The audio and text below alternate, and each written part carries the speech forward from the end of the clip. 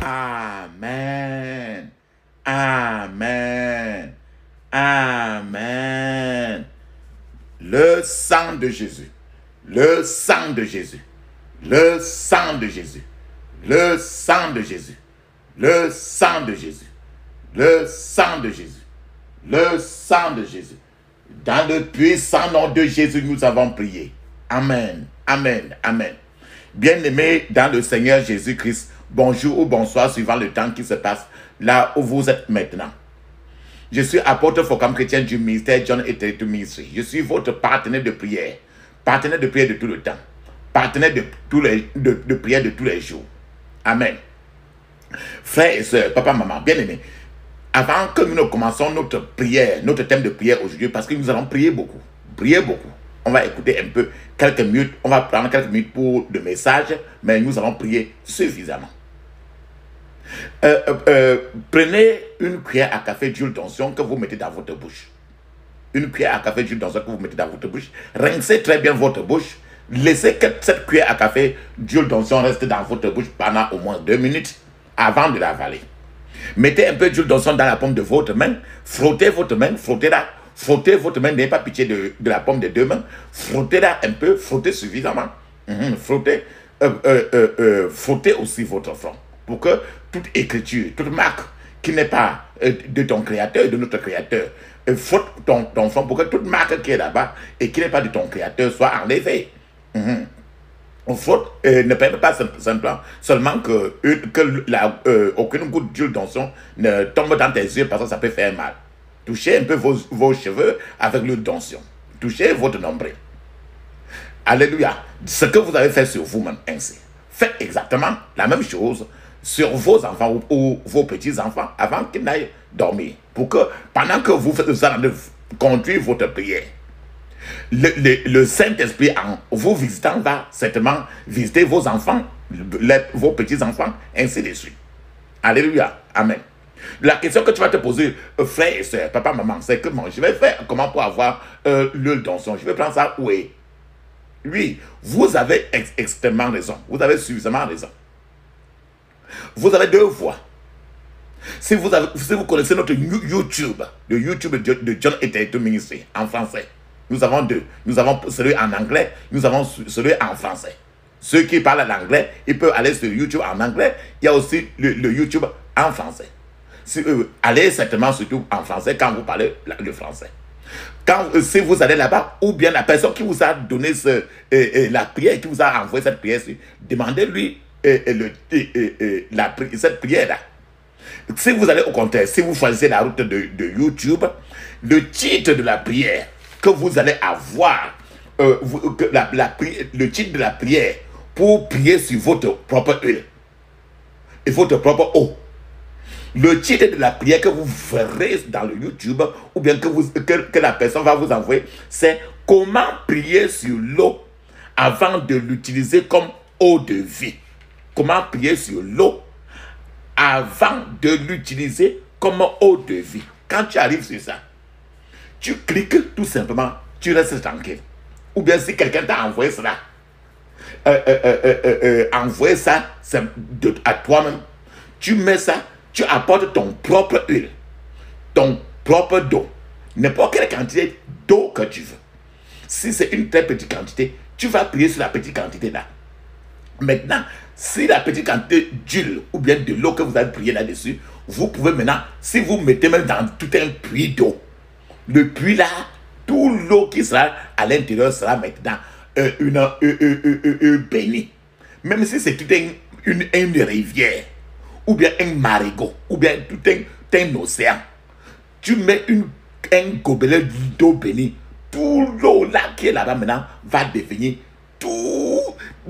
totalement eau bénie. C'est ce qui s'est passé dans le Jourdain. Donc, apportez la quantité que vous voulez.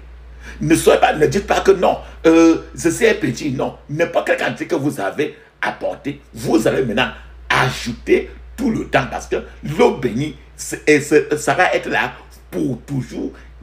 Quand vous mourrez, même vous allez laisser tout ça là-bas. Même l'huile qui est là. Donc, mettez l'huile, n'importe quelle qualité d'huile. Ça peut être l'huile rouge. Ça peut être l'huile que tu te oins aussi avec. Ça peut être l'huile d'olive. N'importe quelle huile, vous mettez ça devant vous.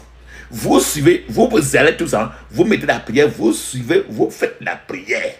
Quand vous faites la prière, quand c'est devant vous, bien après, vos yeux physiques ne verront pas ce qui s'est passé parce que l'huile là qui est là, qui était là au début, l'eau qui était là au début, maintenant là, c'est maintenant tout ce qui est devant toi maintenant, Dieu lui-même a ajouté le sang de Jésus déjà. Il a ajouté le feu du Saint-Esprit à l'intérieur. Il a ajouté la parole de Dieu à l'intérieur. Il a placé sa main là-dessus. Ce qui fait que par exemple, si c'était l'huile rouge qui était devant vous, vos yeux physiques vont voir l'huile rouge. Mais en fait, c'est maintenant, l'huile rouge là maintenant, c'est le Saint-Esprit lui-même. Je prends l'exemple de l'huile rouge. Ça peut être l'huile d'olive ou quoi que ce soit comme huile. Donc maintenant, ce que vous avez maintenant est déjà avec le pouvoir de feu de Dieu. L'eau que vous avez apportée là maintenant, c'est l'eau avec le feu à l'intérieur. Ce qui fait que maintenant, là, vous ajoutez tout simplement. Parce que c'est éternellement que ça va rester. C'est pour ça qu'avec l'eau que vous avez, l'eau et l'huile là, rassurez-vous toujours que vous pouvez, si vous avez un puits dans votre construction, allez là verser un peu, même un gobelet d'eau de vie ou quelques gouttes d'huile d'onction. Comme ça, l'eau là sera maintenant sainte. Maintenant, quand vous allez le préparer, rassurez-vous toujours que vous préparez avec l'eau de vie, avec l'huile qui est déjà bénie. Si vous voulez laver votre sol, toujours l'eau de vie. Lavez votre voiture, lavez vos habits, les assiettes. Vous lavez les enfants. N'importe quoi que vous utilisez l'eau pour faire dans votre vie, utilisez toujours l'eau de vie. N'importe quoi que vous utilisez l'huile pour faire dans votre vie, utilisez toujours l'huile d'onction. Vous venez d'acheter une nouvelle moto, venez d'acheter une nouvelle voiture. Touchez les chaises de cette voiture-là de part et d'autre avec l'huile d'onction. Lavez vos voitures toujours avec l'huile d'onction. Vos moteurs toujours avec l'huile d'onction, avec l'eau de vie. Vous venez d'acheter une nouvelle maison. Quand c'est vide, allez asperger à l'intérieur l'eau de vie de part et d'autre. Allez dans la construction. Votre champ, votre jardin qui est là, aspergez l'eau de vie. Maintenant, si vous allez construire votre cuisine, quand vous avez creusé la fondation, aspergez l'eau de vie et l'huile d'onction dans la fondation de cette maison-là. Pour que maintenant la fondation soit une fondation qui est faite des 12 apôtres. Et Jésus-Christ lui-même étant la pierre angulaire de la fondation de la maison que vous allez faire. Maintenant, s'il y a des arbres dans votre construction, aspergez un peu l'eau de vie ou l'huile d'onction sur cette table-là. Vous verrez que c'est un gens qui se transforme en oiseau pour venir surveiller votre construction. Ces oiseaux-là ne vont plus venir vous rendre visite. Peut-être que vous voulez aller louer dans un appartement ou bien dans une chambre quelque part. Rassurez-vous toujours que vous avez aspergé l'eau de vie dans cette construction-là, dans la chambre-là. Bien entendu, vous allez asperger, après ça va se sécher. Arrêtez dans le monde spirituel, l'eau là est encore toujours là. Ça permet à ce que tous ceux que tes yeux ne les voyaient pas là, l'esprit des gens qui vivaient dans cette construction-là, depuis qu'on a construit cette maison-là, quand vous aspergez comme ça, ils vont sortir. Et maintenant, vous allez entrer là, vivre de vous-même. Sous la condition que vous ne portez pas aussi d'autres idoles pour aller mettre à l'intérieur dans la maison, pour attirer encore toujours tous ces démons-là dans votre lieu. Alléluia. Amen. Lavez votre sol, le sol de votre boutique, vos assiettes, votre moto que vous faites le moto clando avec. Lavez ça toujours avec l'eau de vie. Toujours, faites tout avec l'eau de vie. Faites tout avec l'huile qui est bénie, qu'on appelle l'huile d'onction. Alléluia. Amen. Papa, maman, aujourd'hui, la Bible nous dit très bien dans 1 Thessaloniciens chapitre 5, verset 17, il est écrit, priez sans cesse. Priez sans cesse. Notre titre de prière aujourd'hui, c'est avantage du réveil spirituel. Avantage du réveil spirituel. Le réveil. Le réveil, réveiller. Avantage du réveil spirituel. Le réveil. Alléluia. Le réveil, comme vous entendez ce nom, le réveil est une expérience qui est très bénéfique.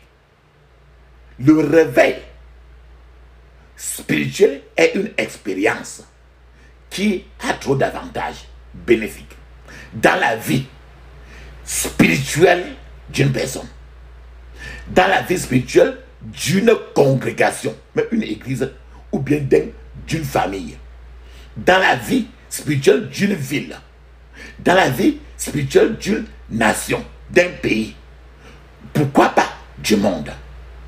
En réalité, tout le monde, tous les gens, tout le monde doit avoir faim et soif de l'expérience du réveil spirituel. J'explique mieux. Lorsqu'une personne est ravivée dans son esprit, c'est-à-dire que son esprit est réveillé, comme ça se fait le plus souvent dans John et the Ministry. Quand tu pries nos prières, lorsqu'une personne est ravivée dans son esprit intérieur prend vie. C'est que la personne là vivait le plus souvent, mais il ne savait même pas qu'elle est même sur la terre. Mais quand tu es ravivé, c'est-à-dire que le Seigneur t'a redonné la vie, comme si tu ne vivais même plus. Pourtant, c'est que tu as même plus de 65 ans. Mais quand tu pries encore nos prières de John et de Ministry, tu te rends compte que le Seigneur, quand le Seigneur, tu es ravivé dans ton esprit. Ton esprit a repris vie. C'est un peu comme si tu existais, mais que tu étais même mort. Donc, quand une personne est ravivée dans son esprit reprend vie. Toutes les activités de la chair et de l'âme de cette personne seront placées sous le contrôle du Saint-Esprit maintenant. La Bible décrit cette situation qui se passe le plus souvent quand tu commences à faire nos prières. La Bible décrit cette situation comment être rempli du Saint-Esprit. Le plus souvent, tu as déjà entendu dans la Bible comment on dit que l'apôtre Paul étant rempli du Saint-Esprit, l'apôtre Pierre étant rempli du Saint-Esprit. C'est ça qu'on appelle, c'est ça que la Bible est décrit comme étant une situation comme être rempli du Saint-Esprit. C'est être rempli du Saint-Esprit, c'est être sous la pleine direction du Saint-Esprit. C'est-à-dire que tu es contrôlé à tout côté maintenant par le Saint-Esprit. Chaque fois que tu es même dans ta jambe, tu es avec le Saint-Esprit. Lorsque le réveil spirituel tombe sur une personne, tombe sur une congrégation, une église, tombe sur une nation, trop de choses, je dis trop de choses commencent évidemment à apparaître dans la vie de la personne.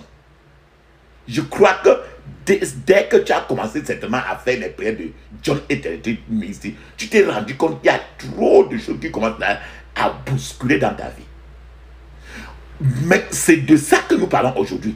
Ici, aujourd'hui, nous allons parler, nous allons discuter de ces grands avantages qui arrivent dans la vie de la personne quand il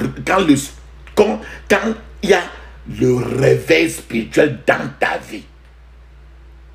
Je vais parler de 7 avantages. 7 avantages. Quand ton esprit intérieur est réveillé par le ciel. Est réveillé par le ciel. Généralement, quand tu commences les prières de John et de ici, Dieu lui-même réveille tout ton esprit directement. Et c'est là que tu te rends compte que, mais je suis depuis des années sur la terre pour faire quoi? Donc, parlons maintenant des avantages du réveil spirituel. Ce qui se passe, j'ai dit que je vais parler de 7 grands avantages. Je commence le premier avantage quand tu entres quand le sommeil, quand le ciel réveille ton esprit. Avantage du réveil spirituel. La première chose, c'est le mouvement sans handicap, sans entrave du Saint-Esprit. J'explique encore plus mieux que ça. Lorsque les enfants de Dieu demandent à Dieu un réveil, le Seigneur fait descendre dans la vie des enfants de Dieu une vie. Il fait descendre dans leur vie individuelle et au milieu d'eux ce réveil. Lorsque le réveil spirituel se produit, il y a une action, il y a un mouvement du Saint-Esprit. Généralement, ce mouvement du Saint-Esprit est accompagné des signes, accompagné des prodiges. Dans de tels mouvements, il y a le plus souvent des miracles qui sont créés, des guérisons qui se produisent, les gens commencent à parler en langue, ainsi de suite. Tu ne dois pas être surpris qu'aujourd'hui tu parles en langue alors qu'avant tu ne savais même pas que le parler en langue existe. Je vais encore expliquer davantage en me rapprochant maintenant plus totalement dans la Bible pour te faire comprendre ce mouvement du Saint-Esprit. Par exemple, le jour de la Pentecôte, c'est écrit dans Actes des Apôtres.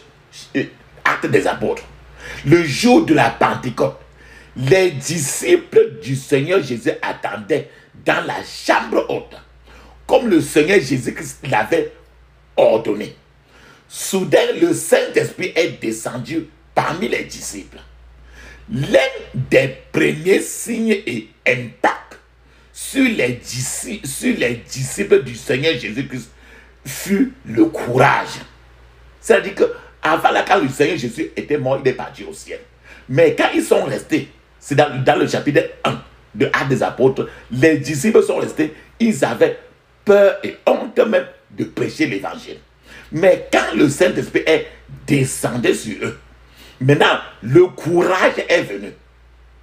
Donc avant cela, les disciples se cachaient.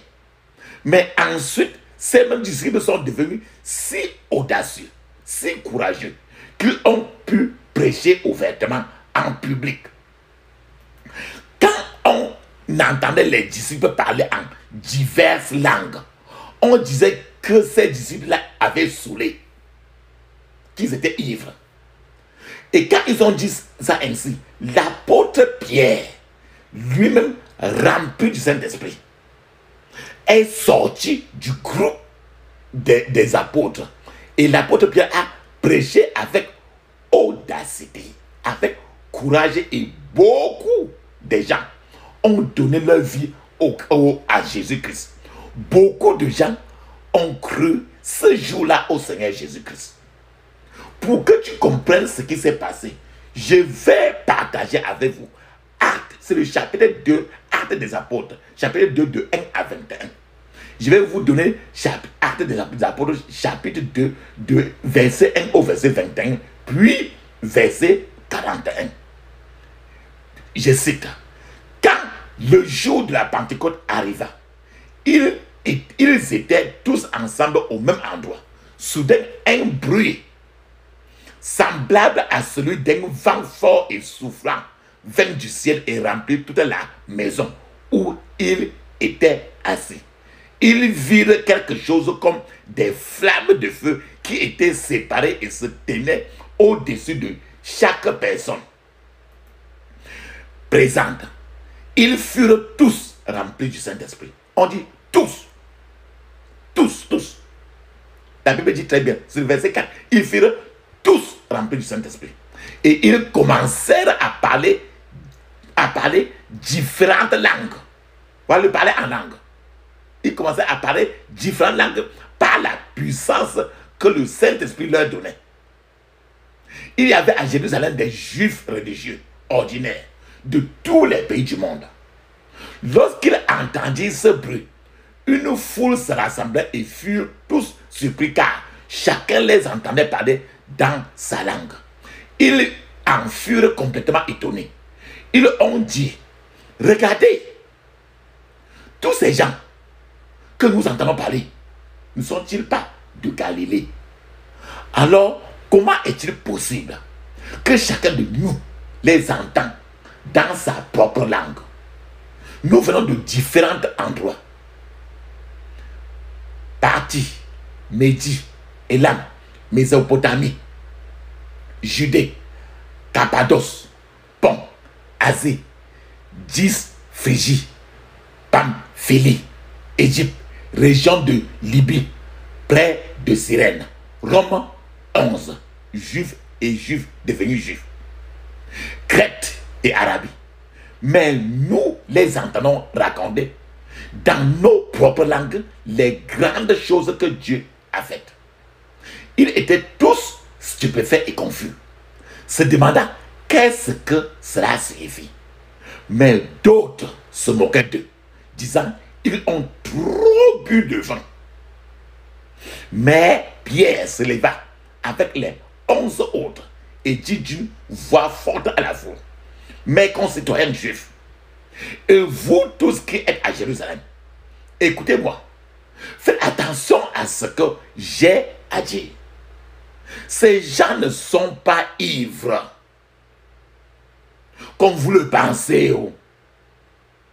Il n'est que 9 heures du matin. Mais Joël, le prophète, a écrit à propos de ce qui se passe ici aujourd'hui. Dieu dit, dans les derniers jours, je répandrai mon esprit sur toutes sortes de personnes. Vos fils et filles prophétiseront. Vos jeunes gens auront des visions. Et vos vieillards feront des rêves. À ce moment-là, je répandrai mon esprit aussi sur mes esclaves et mes esclaves. Et ils prophétiseront. Je monterai des miracles dans le ciel et sur la terre, du sang, du feu et une épaisse fumée. Le soleil deviendra sombre, la lune rouge comme le sang, avant que vienne le jour écrasant et glorieux du Seigneur. Verset 21. Alors, ceux qui acceptèrent ce que disait Pierre furent baptisés. Environ 3000 personnes se sont ajoutées au nombre des croyants ce jour-là. Alors, quiconque invoquera le Seigneur sera sauvé. Frères et sœurs, voilà Actes des Apôtres chapitre 2. Je suis en train de vous dire que s'il y a un réveil spirituel dans la vie d'un prédicateur ou au milieu des enfants de Dieu, les non-croyants autour d'eux vont tomber dans une tristesse qui est bonne aux yeux de Dieu et qui produit certainement un changement d'attitude qui conduit au salut et qu'on ne regrette pas. En fait, il y aura une repentance sincère parce que les gens auront réalisé à quel point ils sont indignes devant le Seigneur. Dieu, en réalité, a beaucoup de respect pour ce genre de réaction. Et Dieu pardonne et oublie facilement tout ce que la personne a fait dans le passé. C'est pour ça que la Bible nous dit très bien dans 2 Corinthiens, chapitre 7, verset 10, il est écrit, en effet, la tristesse selon Dieu produit une repentance à salut, dont on ne se répand jamais. Tandis que la tristesse du monde produit la mort. Alléluia. Maintenant, je vais vous parler. Maintenant, la troisième chose, le troisième avantage du réveil spirituel, c'est la soif, la faim de Dieu et la piété qui peut envahir l'être humain quand tu es réveillé spirituellement par le monde spirituel, par l'Esprit de Dieu. J'explique encore plus que ça. Lorsqu'une personne rencontre le Seigneur Jésus-Christ, cette personne reprend vie, comme si la personne n'existait pas avant. Cette personne reprend vie et sa vie ne reste plus jamais la même. Cette personne-là aura un désir ardent pour le Seigneur. Cette personne-là va continuer à réclamer davantage du Seigneur. Cette personne ne sera plus satisfait de son état spirituel où il se trouve. Parce que ses yeux sont ouverts, ses oreilles sont ouvertes. Il voudra toujours, il aura encore soif, faim, et la piété de Dieu s'enfonce dans la personne. Cette personne aura une soif très grande de la parole de Dieu. Et la personne sera poussée à sonder toujours les Écritures pour en savoir plus sur Dieu. La personne passera beaucoup de temps dans la présence du Seigneur. Cette personne fera certainement des supplications. Cette personne va certainement prier beaucoup avec agressivité, avec ferveur. Il va prier certainement sans cesse parce qu'il sera trop amoureux de la prière. Prier, ça veut dire qu'il veut tout le temps parler avec son Père, qu'avant il ne connaissait même pas. La personne voudra toujours parler à Dieu et entendre parler de Dieu. C'est-à-dire que la personne va toujours chercher à causer avec quelqu'un qui aime trop parler de Dieu. Cette personne voudra toujours être seule avec Dieu. C'est ça que je dis que quand tu es réveillé spirituellement, la soif et la faim de Dieu et la piété est trop déjà en toi et tu veux toujours être seul avec Dieu. Le quatrième avantage quand tu es réveillé spirituellement, c'est la manifestation de la puissance du Saint-Esprit et la manifestation des dons du Saint-Esprit dans ta vie. J'explique le plus, j'explique mieux. Quand le Saint-Esprit réveille ton esprit, quand tu es réveillé spirituellement, comme ça se passe le plus souvent dans tous nos prières avec le Saint-Esprit, la vie de la personne va changer. Et cette vie commence à rayonner. Tu vas remarquer que ta vie commence à rayonner d'éléments des dons du Saint-Esprit. Même ta vie des rêves ainsi change. Je veux dire que l'ancien moi, c'est que ta propre personne, toi qui étais avant, c'est ça que j'appelle l'ancien moi de la personne va mourir. Et un esprit renouvelé, un esprit bien disposé maintenant, réapparaît maintenant dans la vie de cette personne. Lorsque cette manifestation descend sur une congrégation, par exemple, donc, j'ai parlé d'une seule personne. Maintenant, quand cette manifestation, quand la même chose descend maintenant sur une congrégation, tu veux dire que c'est une réunion, une assemblée de prière, c'est une église. Il y aura une différence entre cette congrégation et les non-croyants qui sont autour de cette congrégation. De la même manière que quand ça descend en toi, tu sens déjà une différence entre le nouveau toi et les autres gens qui ne sont pas dans la même prière avec toi. Alléluia. Amen. Maintenant, le cinquième avantage du réveil spirituel quand ton esprit intérieur est réveillé par le Saint-Esprit. Le cinquième avantage, c'est la conversion du cœur endurci. Plusieurs gens, que tu sois chrétien ou pas, que tu sois pasteur ou pas, peu importe le titre dans lequel tu te trouves, plusieurs gens ont un cœur dur comme le caillou, comme la pierre. Mais quand le Saint-Esprit réveille l'esprit intérieur de tout un chacun, alors ce cœur qui était comme le caillou, maintenant ce cœur maintenant est changé maintenant en un cœur que Dieu peut utiliser. J'espère encore plus que ça. Quand il y a un réveil, même la personne qui, à un moment ou à un autre de la vie, s'est moquée même des chrétiens, cette personne-là même qui a rejeté Jésus-Christ, cette personne-là sera touchée. Et cette personne-là peut parvenir à la connaissance salvatrice du Seigneur Jésus-Christ. En fait, il y a des gens qui ne sont pas. Il y a des gens dans l'ensemble. Invite-le à l'église comme tu veux. Parle-lui de Jésus comme tu veux. Il y a des gens qui ne sont pas touchés par des paroles éloquentes d'un prédicateur.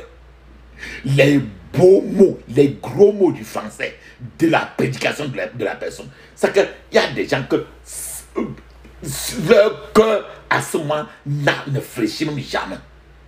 Mais ces gens de personnes, lorsque l'Esprit de Dieu les touche, ces mêmes personnes vont s'effondrer dans la repentance totale. La repentance sincère devant Dieu. C'est pour ça que je dis que c'est une conversion d'un cœur qui était endurci comme la pierre. Rappelle-toi du parabole du semeur. Un autre avantage du réveil spirituel de l'esprit de quelqu'un, c'est qu'il y a la soumission et la destruction des pouvoirs étranges. Soumission et la destruction des gris-gris que la personne avait, des choses que la personne avait pour se protéger.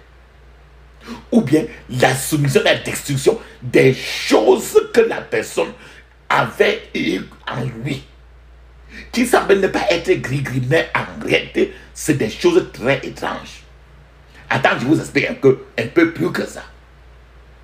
Il y a des gens qui vivent dans la peur de l'inconnu, des puissances des ténèbres. C'est-à-dire qu'il y a des gens qui, dans leur vie comme ça, tu ne peux pas savoir, mais ils vivent toujours au milieu de la peur. Si tu lui demandes que tu as peur de quoi, il ne peut pas expliquer. Mais il y a des gens, c'est pour ça qu'il dit qu'il y a des gens qui vivent dans la peur de l'inconnu, des puissances des ténèbres. Alors, même quand ces gens trouvent, c'est pour ça que ces gens trouvent refuge dans des puissances occultes. Ils s'en vont entrer dans certains occultismes. Ils sont toujours chez les charlatans marabouts. Ils disent qu'ils cherchent à se blinder parce qu'ils ont peur. Et ces gens pensent qu'ils sont en train de se protéger. Ils disent que je m'en vais pour le blindage.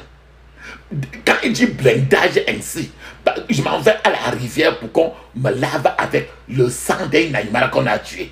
C'est pour que je me blinde. Blinder pourquoi? Parce qu'il y a une peur qui est à l'intérieur. Et quand tu demandes la peur de quoi? La peur de quelque chose qui n'existe pas.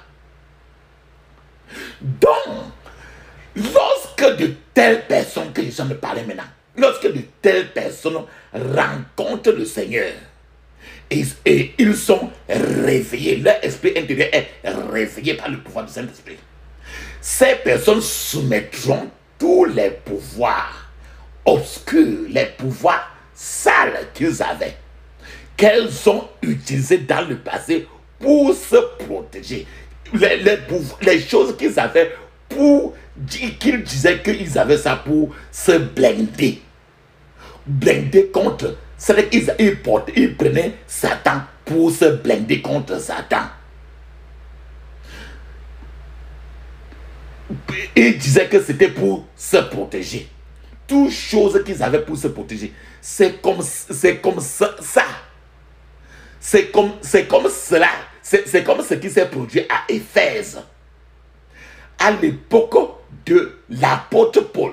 La même chose s'est produite à l'époque de l'apôtre Paul. Cette chose-là peut se produire encore aujourd'hui. Tu vas me dire que, mais au temps de l'apôtre Paul, qu'est-ce qui s'est passé? Je vais t'inviter à regarder Actes des Apôtres 19, 18 à 19. Il est écrit, je cite. Plusieurs de ceux qui avaient cru venaient confesser et déclarer ce qu'il avait fait. Écoutez bien, plusieurs de ceux qui avaient cru venaient maintenant confesser et déclarer ce qu'ils avaient fait, ce qu'ils avaient comme le blindage. Et un certain nombre de ceux qui avaient exercé des arts magiques, la magie, le blindage, et un certain nombre de ceux qui avaient exercé les arts magiques, ayant apporté leurs livres, les brûlaient devant tout le monde, en estimant la valeur à 50 000 pièces d'argent. Voilà des gens que chaque fois qu'ils avaient leur argent, ils travaillaient pour aller toujours chez les charlatans donner. Ils appelaient, ils achetaient des livres ésotériques, des livres sataniques. Ils payaient l'argent aux marabouts, aux charlatans, aux voyants, ou quoi que ce soit. Ils disaient qu'ils se protégeaient. Mais autant les apôtres, quand le Saint-Esprit s'est affaissé sur eux, les yeux sont ouverts. Ils ont compris qu'ils naviguaient dans un vide. C'est-à-dire qu'ils appelaient Satan pour se blinder contre Satan. Satan ne peut pas lutter contre lui-même. Alors, ils ont compris qu'ils étaient comme ça, noyés dans un océan noir de Satan. Maintenant, le septième, je vous ai dit que je vais donner 7 avantages. 7 avantages du réveil. Du réveil spirituel dans la vie de quelqu'un. Le septième maintenant, avantage que je suis en train de vous dire maintenant, l'allumage du ministère de la guérison et de la santé divine. C'est-à-dire que quand l'Esprit de Dieu s'affaisse sur toi, le ministère de la guérison, le ministère de la santé divine ça prend feu, ça commence à monter dans ta vie. J'explique mieux, je vais expliquer mieux cette partie. En fait, la volonté de Dieu, toi-même tu sais très bien, la volonté de Dieu pour ses enfants est que nous prospérions et soyons en bonne santé. S'il y a une maladie, une infirmité dans la vie ou dans le corps de quelqu'un, la puissance de Dieu est capable de guérir toutes sortes de maladies. La puissance de Dieu est capable de guérir toutes les maladies, toutes les infirmités. Rappelle-toi que Jésus est apparu il a porté tes infirmités, mes infirmités. C'est ce qui est écrit dans Ésaïe 53. Les apôtres d'autrefois ont reçu le pouvoir d'imposer les mains sur les malades et ces malades-là étaient guéris. La puissance de Dieu était si grande en ce moment-là sur eux que même leur ombre, l'ombre des apôtres, quand ils passaient partout, l'ombre des apôtres guérissait les malades autour d'eux. La puissance de Dieu était si grande que les vêtements, les habits, les mouchoirs étaient utilisés pour aller à l'hôpital, mettre ça sur le malade, il était guéri. Quand quelqu'un touche le mouchoir, les habits de l'apôtre, ils sont guéris. Et les malades étaient tous guéris. C'était ce temps-là. Aujourd'hui, il devient clair que, comme Jésus l'a dit aux apôtres en ce moment-là, cette puissance, cet pouvoir ne disparaissent pas tant que le jeûne, tant que la prière ne sont pas utilisés. C'est pour ça que dans John était tout ministre, nous sommes en train de tout dire, prie sans cesse pour que aujourd'hui, certaines maladies, certaines puissances, certains démons, les sorciers, les marabouts ne peuvent pas partir sans que le jeûne, la prière ne soit utilisée. En effet, j'explique encore mieux cette partie. Certaines maladies que tu vois là sont trop d'inspiration satanique. Ce sont pas des maladies très facilement que tu vas partir prendre un comprimé et être guéri. Si tu n'es pas encore parti dans le monde spirituel avec la prière pour enlever la racine, pour déraciner l'arbre de cette maladie, Je suis en train de vous dire que certaines maladies sont d'inspiration satanique.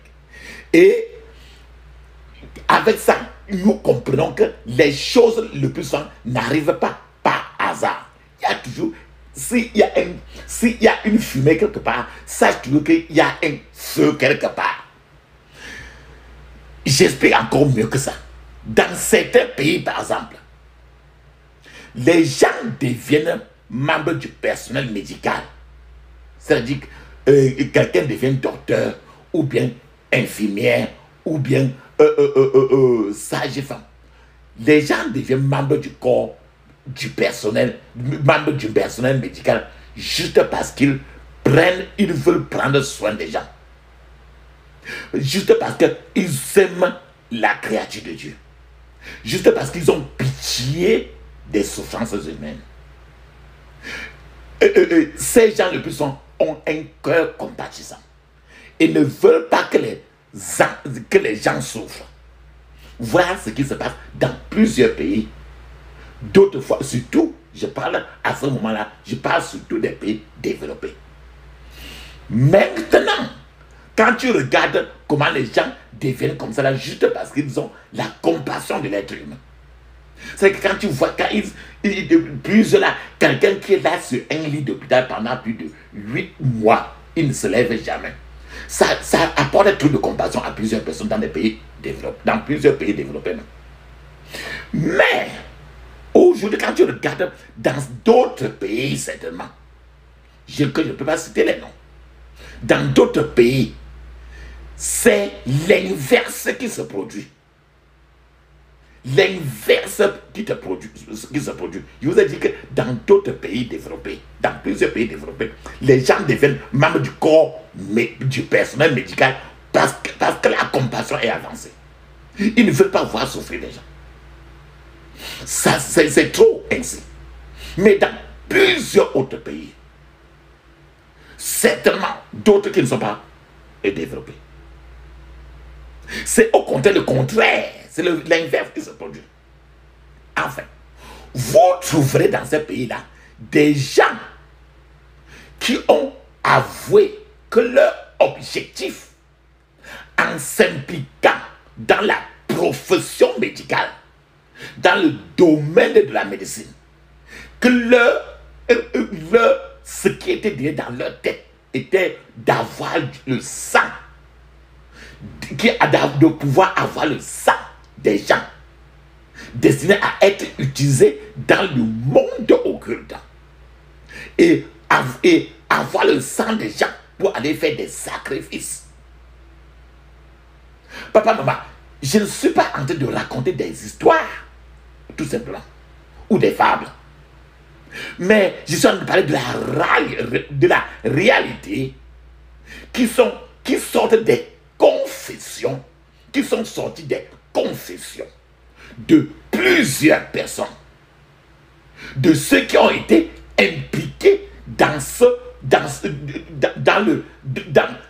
le fait de prendre le sang des gens, de boire le sang des gens, d'aller faire des sacrifices sur des places cachées avec le sang qui sont sortis de l'hôpital, en tant peut-être que sage-femme, en tant peut-être que médecin, en tant que quelqu'un qui a injecté, et qu'ils prennent le sang pour aller dans le monde occulte. À ce niveau-là, en obtenant le sang ainsi, les vertus des gens ont certainement été transférées dans d'autres personnes. Et l'activité de ces personnes dont le sang a été retiré ainsi est également réglementée dans le monde spirituel à l'insu de la personne. C'est que le seul fait que la personne est partie à l'hôpital, c'est le jour là où ses problèmes ont commencé. Ou bien le seul fait que cette personne-là est née à l'hôpital pendant l'accouchement. Le sang qui est sorti, c'était le problème déjà. Bref, que l'enfant, quand on a accouché la personne à l'hôpital, la personne qui a pris l'enfant, le premier, on a enlevé tout et c'était fini. C'est pour ça que je dis que dans d'autres pays, c'est l'inverse. Et aujourd'hui, c'est au contraire cette tendance-là qui est en train de marcher beaucoup. C'est pour ça que je vous dis que papa, maman, apprenez à vous laver avec l'eau de vie. Buvez l'huile d'onction. Faites tout. J'ai commencé par insister sur ce côté. Je vais vous donner à ce niveau, je vais vous donner maintenant un témoignage pour que tu comprennes très bien ce qui se passe. C'était un homme de Dieu. Un homme de Dieu, comme pasteur évangéliste. Un homme de Dieu qui avait environ 32 ans. Cet homme de Dieu faisait toujours pipi. Il pissait toujours au lit. Depuis aussi longtemps qu'il se souvient. Mais c'est quelque chose qui était caché en lui. Il ne pouvait dire à personne. Mais il ne savait plus. Il ne savait pas comment faire. Il ne savait pas comment faire. C'était assez régulier. Et cet homme de Dieu, il avait 32 ans. Il a prié et jeûné. Il s'est plaint. A crié au Seigneur. Un jour, il est parti en voyage d'évangélisation. Il est parti pour les évangéliser dans un autre lieu. Alors, il était obligé, comme il est parti là-bas, il était obligé de passer nuit dans cette zone-là. Parce qu'il n'y a pas moyen de retourner le même jour. Il était obligé de passer nuit. Le lendemain matin, il était mouillé sur son lit. Et quand il était mouillé sur son lit comme ça, on lui a donné une chambre pour qu'il dorme là. La chambre de quelqu'un. Il s'est couché sur ce lit-là dans la nuit. Il a pissé beaucoup sur le lit. Et s'était arrivé le matin. Il s'est retrouvé, il était trop dérangé. Il a demandé à l'interprète, la personne qui l'aidait dans l'évangélisation, la personne qui était quand il parlait, il l'interprétait, la personne a interprété en la langue des gens de ce lieu-là, pour que les gens entendent. Il a demandé à l'interprète d'échanger sa chambre avec lui, afin que les gens ne sachent pas que c'était lui le pasteur qui avait pissé au lit. L'interprète a alors porté la honte de ce pasteur. Cette honte d'être considéré comme une personne qui pisse au lit en tant qu'un pasteur qui est venu pour l'évangile. Frère, tu as suivi. Cela alors, quand son interprète s'est placé comme celui qui a pissé au lit, alors que ce n'était pas lui, cela, jusqu'à là, cela a poussé le pasteur lui-même, qui a pissé réellement au lit. Cela l'a poussé, il était toujours dérangé. Cela a poussé le pasteur à crier trop fortement au Seigneur. Il a beaucoup pleuré. Dans la prière, il s'est souvenu alors de l'histoire de David, du roi David, dont la famille a été amenée en captivité, et comment le roi David passait son temps à pleurer, à crier, avant de découvrir que cela ne l'aidait à rien, à continuer à pleurer. Le roi David avait décidé de s'encourager lui-même dans le Seigneur. Et le roi David, alors, après cela, a alors demandé à Dieu quoi faire. Et le Seigneur lui a dit de poursuivre, rattraper et récupérer tout ce qui lui appartenait. Ce frère s'est rappelé de cette histoire du roi David. Et alors, ce frère pasteur a alors décidé dans son esprit, il a dit que trop, c'est trop. Vraiment, trop, c'est trop. Ce frère est devenu violent dans son esprit et a prié Dieu. Plus tard, le Seigneur lui a révélé que sa vessie, la vessie dans son corps, que sa vessie était spirituellement contrôlée par certains marabouts. Et que les urines à ce moment-là, les urines avaient été capturées. C'est-à-dire qu'il a certainement pissé quelque part. Quand les urines sont tombées au sol, on a ramassé la terre avec les urines là et on est parti avec. C'est depuis, il ne fait que souffrir alors. Donc ces urines avaient été capturées et c'était dans la banque de Satan.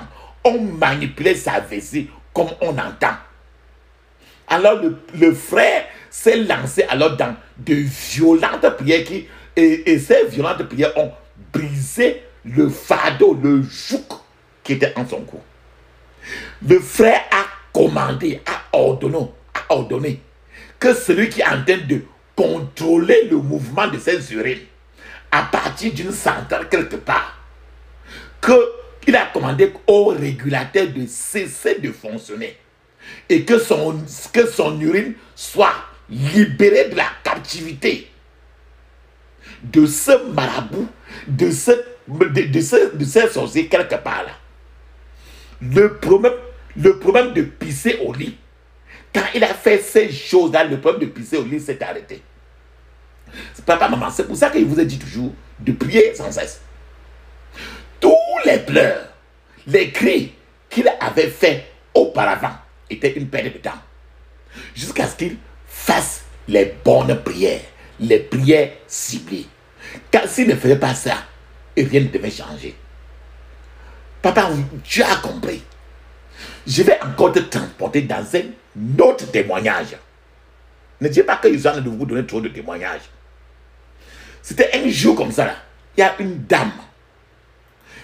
Elle est venue demander la prière. Elle est venue prier en faveur de sa soeur. Elle a dit que sa soeur avait 39 ans. Et que cette soeur-là était là. Elle ne s'est jamais mariée. Et cette soeur-là avait 39 ans. Au moment où cette dame-là est venue comme ça pour le compte de sa soeur qui a 39 ans et qui n'est jamais mariée. Au moment où on était en train de vouloir lui donner la prière, le Saint-Esprit a demandé qu'on demande à la femme pourquoi elle est venue. Et que cette femme-là elle-même était responsable du mariage tardif de sa propre soeur. Ce pasteur-là a demandé à la dame ce qu'elle voulait quand elle a su le Seigneur a révélé et à la dame que la dame elle-même, elle avait fait un vœu. C'est-à-dire qu'elle avait parlé de façon satanique. Elle a fait un vœu que cette sœur qui a 39 ans, que sa sœur ne se mariera jamais, tel que cette femme-ci maintenant n'a pas encore fini d'avoir jusqu'à 6 enfants. Donc voici une femme qui a dit que tant que je n'ai pas 6 enfants, ma sœur ne doit jamais se marier. Alors, quand elle a dit ça, elle a parlé ainsi. Elle a fait les choses, elle a parlé ainsi. Et c'est depuis que cette femme-là, sa sœur n'est jamais mariée. Et pour qu'elle se marie, il faut que celle-ci maintenant ait déjà au moins 6 enfants. Donc, ceci a été révélé. Et la même femme qui est à la racine des problèmes de sa sœur est en train de demander la prière. Alors que c'est elle-même qui est au fond du problème de sa sœur. Évidemment, ce calendrier démoniaque, le calendrier qui veut que c'est quand telle chose, quand elle voit 6 enfants, que telle personne va se marier. Ce calendrier démoniaque a été détruit par le sang de Jésus. La sœur de 39 ans alors a été libérée et a pu se marier. Je vais encore vous apporter dans un autre témoignage. C'est un jour, une autre femme est allée voir un homme de Dieu pour des prières de quoi? De guérison. Et elle est partie comme ça voir l'homme de Dieu pour la prière de guérison pour guérir son propre fils. Cette femme est allée dans de nombreux hôpitaux, de nombreuses églises. Mais il n'y avait aucune amélioration de la santé de son fils. En réalité, son fils était presque sans vie. Était même au bord déjà de quitter la terre. Le Seigneur a fait comprendre au pasteur de la femme que la femme elle-même était responsable de la situation difficile et compliquée de son propre fils. Quand on a interrogé la femme elle-même, c'est-à-dire la mère de l'enfant, elle a avoué qu'elle était une sorcière elle-même et qu'elle avait mangé les enfants des autres sorciers de son groupe de sorcellerie. Elle a dit qu'ayant fait ainsi, elle a dit elle-même, elle a confessé elle-même, elle a avoué, elle a dit qu'elle a supplié les autres sorcières du groupe que son fils là était son fils unique et qu'on le laisse son fils unique tranquille. Elle a dit qu'elle a supplié les autres. Et les autres femmes sorcières du groupe ont refusé et ont commencé à manger le foie. Le foie, tu connais le foie qui est dans le corps de quelqu'un. Ils ont dit qu'ils ont tout mangé le foie et qu'ils ont continué à manger un à un toutes les parties. Ils ont refusé parce qu'elle a déjà mangé aussi. Les autres femmes, les enfants des autres sont déjà morts parce qu'elle-même, elle a déjà mangé les autres jusqu'à être rassasiée. Frères et sœurs, je vous ai dit que celle-ci, comme ça, elle est partie dans tous les hôpitaux, dans toutes les églises. Dans des cas similaires, dans des cas comme celle-ci, les remèdes, tu vas à l'hôpital n'importe comment, va dans n'importe quel hôpital que tu veux. On te dit que le foie a été mangé. On te dit que dans le corps de l'enfant, il n'y a plus de foie. Tu vas prendre le remède qui va entrer, va aller rencontrer. Il n'y a pas de foie là-bas. Guérir quoi? Les tonnes de médicaments ou de remèdes que tu donneras à l'enfant sont toujours inutiles. Les hôpitaux, les docteurs, les médecins ne pouvaient pas aider à cet enfant. À moins que ces docteurs, ces médecins deviennent eux-mêmes des guerriers de la prière de délivrance. Pour qu'ils aillent maintenant dans le spirituel pour la guérison, pour que Dieu remette un autre foie là-bas. Le foie encore dans le corps de l'enfant. Je suis de vouloir vous dire que les maladies, les infirmités, c'est une captivité dans la vie de l'être humain. À ce niveau-là, je veux vous amener encore dans Job 42, verset 10. Il est écrit: l'Éternel rétablit Job dans son premier état. Quand Job eut prié pour ses amis, l'Éternel lui accorda le double de tout ce qu'il avait possédé. Dans ce que tu comprends maintenant, c'est Satan qui avait gardé Job en captivité. C'est-à-dire que Satan avait pris Job, il a mis dans un truc, il a fermé. Comme la femme, si que je vous dis là, elle a pris son propre fils, elle a mis dans la captivité, elle est restée tranquille. Je vais encore vous amener dans Job chapitre 2, verset 7, pour que tu comprennes encore. Job 2, 7. Et Satan se retira de devant la face de l'Éternel. Puis il frappa Job d'un ulcère malin, depuis la plante du pied jusqu'au sommet de la tête. Tu vois tout, Satan alors, quand tu vas vers Satan pour n'importe quoi, Satan frappe parce qu'il a frappé Job d'un ulcère malin, un ulcère de Satan qui va depuis la plante des pieds jusqu'à la tête. Donc, tout Job, toute la santé de Job n'était plus nulle part. Tu vas te dire que, alors, quand c'est comme ça, Job ne peut pas mourir. La Bible te dit très bien que Jésus est venu prêcher la délivrance aux captifs. Job était dans la captivité de Satan. Et comme toi, tu peux être dans une captivité maintenant. Comme cet enfant-là, l'enfant de cette femme, cette femme avait mis son enfant lui-même dans la captivité. Jésus est prêt était prêt à libérer cet enfant, ce petit garçon. Jésus est venu prêcher la délivrance aux captifs, là où tu es en captivité dans ta santé. Aujourd'hui, Jésus est en train de te prêcher qu'il peut te libérer. À ce niveau-là, je vais t'amener encore dans Luc 13, 16. Il est écrit. Et cette femme, qui est une fille d'Abraham, et que Satan tenait liée depuis 18 ans, ne fallait-il pas la délivrer de cette chaîne le jour du sabbat?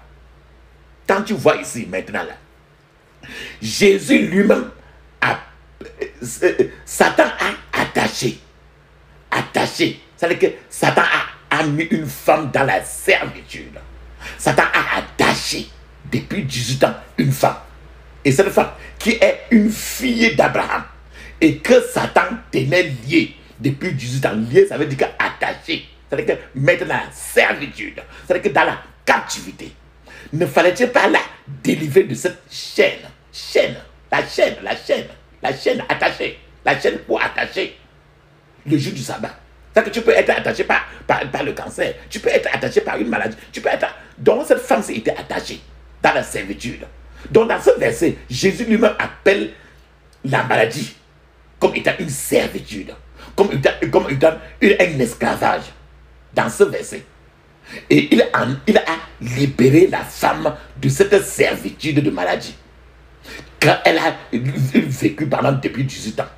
Pour te dire qu'aujourd'hui, ta part de servitude, ta part d'esclavage que tu as depuis des années, il va te libérer. Parce qu'il est venu prêcher la délivrance aux captifs.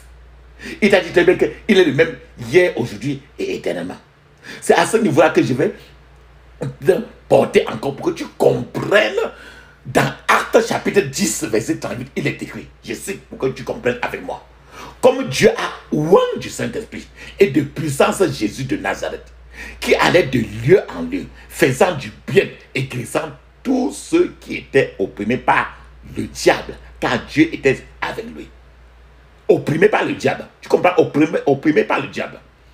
Il dit que Jésus, quand Dieu a mis l'onction de délivrance du Saint-Esprit sur Jésus, il allait partout.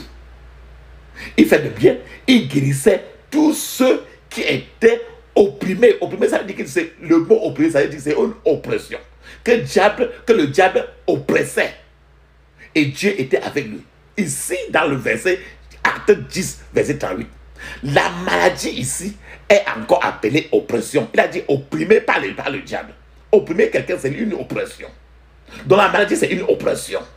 De nombreux chrétiens, de nombreux enfants de Dieu sont devenus des proies, des victimes régulières à tous les calculs de maladies.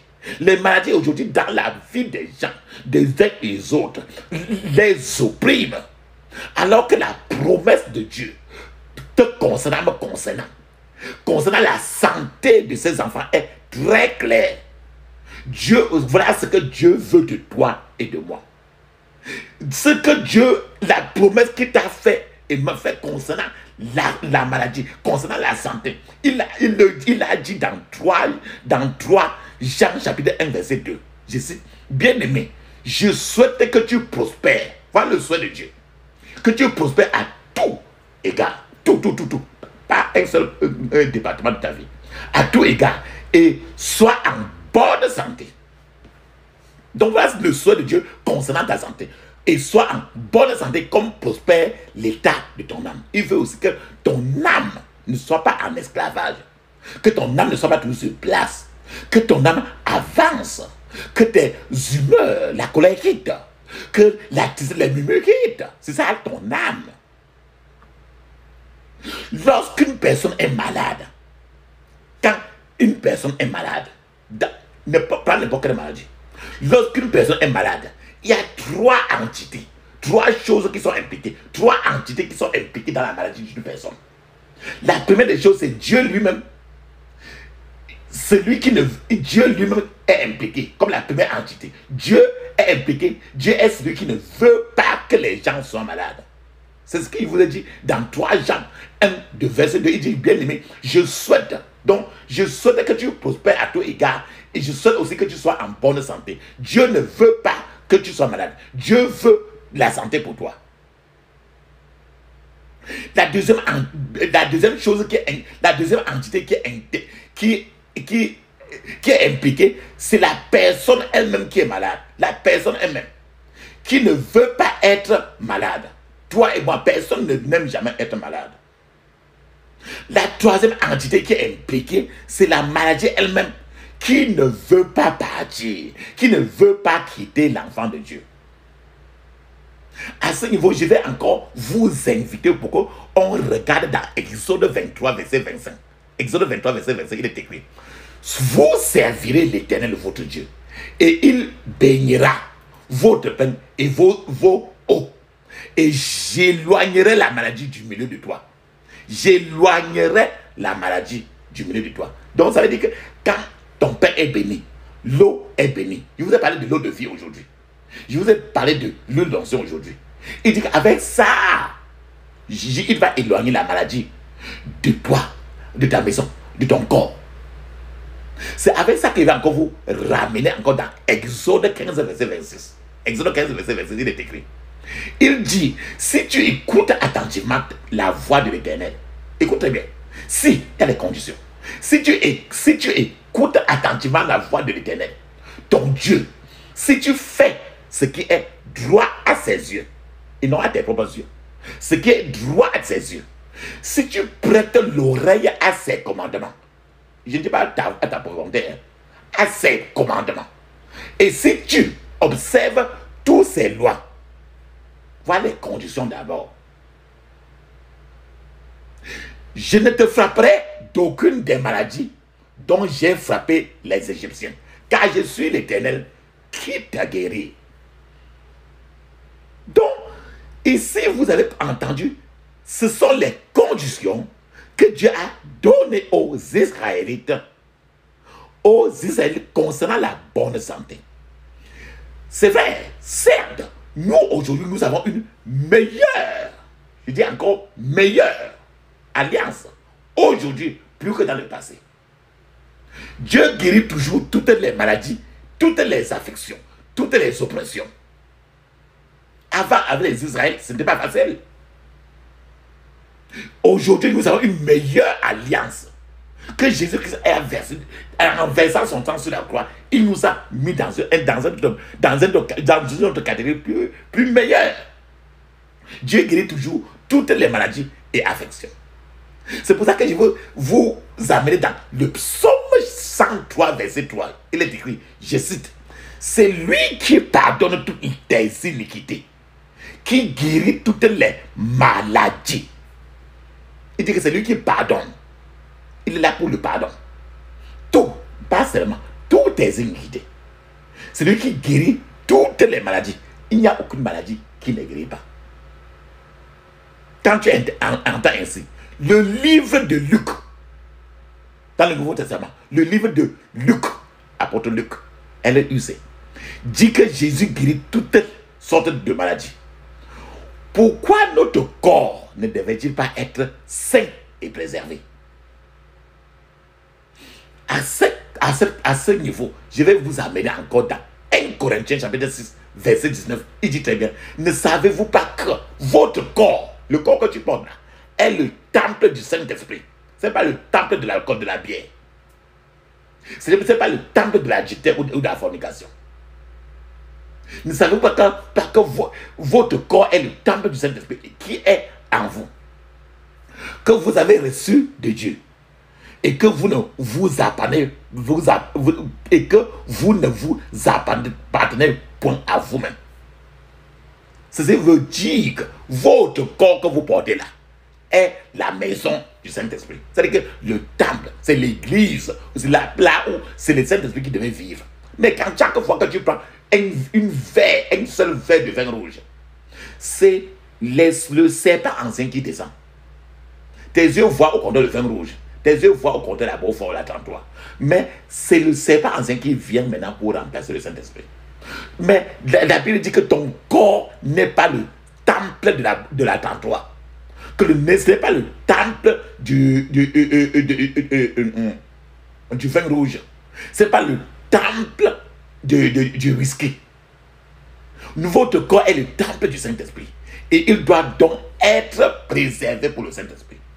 L'une des plus grandes vérités pentecôtistes qui a changé de nombreuses vies est le fait que Jésus est le guérisseur par excellence. Partout où le Saint-Esprit a poussé Jésus à aller, Jésus est allé guérir les malades. Grâce à ces miracles, davantage de personnes se sont converties et ont suivi Jésus de Nazareth. C'est pour ça que le livre d'Hébreux, chapitre 13, verset 8, dit très bien, Jésus-Christ, le même hier, aujourd'hui et éternellement. Les paroles de ce verset que je vous ai dit, le Jésus-Christ, le même hier, aujourd'hui et éternellement, ces paroles sont éternelles. Ces paroles ne peuvent pas changer. Ce pouvoir est toujours disponible encore aujourd'hui. Ce qu'il faisait dans le passé, dans l'Ancien Testament, au temps des apôtres, n'a pas changé. C'est que le même Jésus hier, aujourd'hui, éternellement, il est le même. Il n'est jamais à la mode. Il est toujours le même. Il y a... Je vais vous donner un témoignage. Il y a de nombreuses années, un miracle s'est produit. Il y avait un homme qui avait une jambe handicapée. C'est-à-dire qu'un pied était plus long que l'autre. Quand la prière de guérison a été libérée, le Seigneur a touché cet homme-là. Et sa jambe est devenue aussi longue que l'autre. C'est-à-dire que les deux jambes maintenant se sont étirées. Et les deux jambes maintenant avaient la même taille. Désormais, cet homme-là marchait normalement comme n'importe qui marchait. Il n'était plus boiteux. Papa, maman, le deuxième miracle que je suis en train de vouloir vous parler, c'est le miracle d'une femme qui est morte et a fait 4 jours. 4 jours qu'elle soit morte. Elle, bien après, elle a été ressuscitée, elle est revenue à la vie encore. Et alors, elle a témoigné de ce miracle. En réalité, ces deux miracles, les pieds remis, quelqu'un mort depuis 4 jours est retourné, elle en a parlé. Je sais qu'il a fallu la foi de ces deux personnes. La Bible dit toujours, Jésus disait toujours, va, ta foi t'a guéri. Il a fallu la foi de ces deux personnes. La femme morte est revenue. L'homme avec un pied long plus que l'autre, le pied arrangé. Il a fallu la foi de ces deux personnes pour qu'il soit en train de faire un témoignage aussi glorieux. Faire l'expérience des miracles de Dieu, soutenu par le pouvoir de guérison, déversé à travers les paroles de Dieu d'un prédicateur. Papa, maman, quelle chose merveilleuse. Il est intéressant aussi de noter qu'il y avait des gens qui sont venus quand la personne qui avait un pied long plus que les autres, il y a les gens qui sont venus aussi pendant que le miracle a été en train de passer, pendant que la parole de Dieu était en train de produire, pendant que le Saint-Esprit était en train de produire ce miracle. Il y a les gens qui sont venus. Certains gens sont venus juste pour voir ce qui se passe là-bas. Mais eux aussi ont été guéris. Certains sont venus juste même pour se moquer même de l'église, même juste même pour se moquer même de la personne. Mais le Seigneur aussi les a touchés.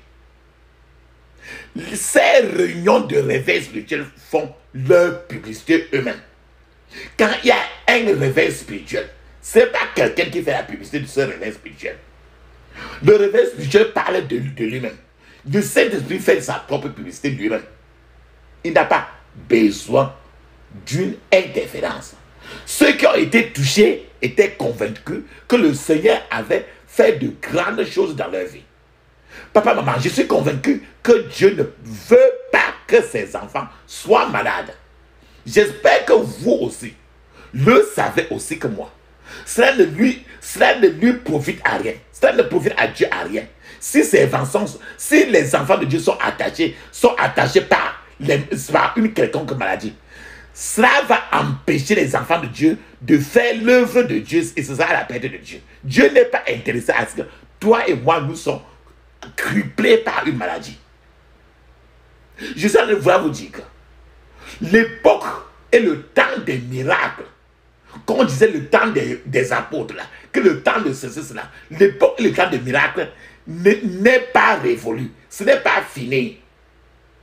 Plus au contraire, c'est même plus maintenant. C'est toujours très présent jusqu'à maintenant. Et c'est réel. Beaucoup de gens pensent que c'était seulement à l'époque de la Bible qu'il y avait des choses miraculeuses. Que c'était rien qu'à l'époque de la Bible. Que certains gens pouvaient mourir et revenir. Que c'était que Lazare était mort, il a fait 4 jours. Que c'était qu'en ce moment et que depuis là c'était fini. Mais ce n'est pas vrai. La puissance du nom de Jésus, la puissance dans le sang de Jésus est toujours la même. Aujourd'hui, la foi est également essentielle pour rester en bonne santé.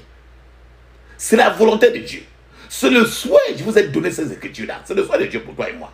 Cependant, si une personne ne prend pas soin d'elle-même, ou si la personne bafoue certaines règles environnementales, les règles de la santé, cette personne devra se blâmer lui-même.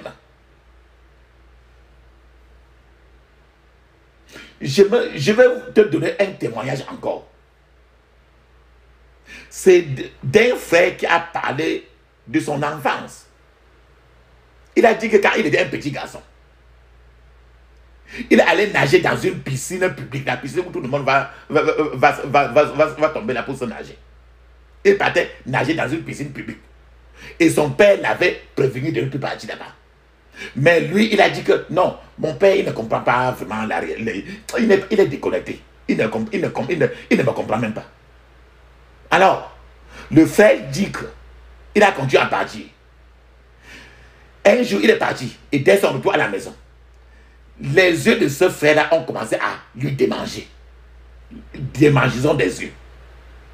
Le frère a dit qu'il avait il a senti qu'il a eu une infection des yeux.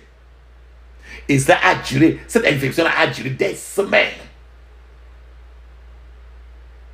Des semaines, cette infection a perduré et ça a fait des semaines. Et en réalité, étant un petit garçon, il devait se faire soigner tous les matins. Il devait partir pour les soins médicaux tous les matins.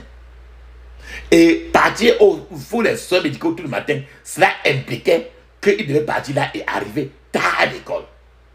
Ce qui devait attirer aussi à l'école des sanctions sur lui-même.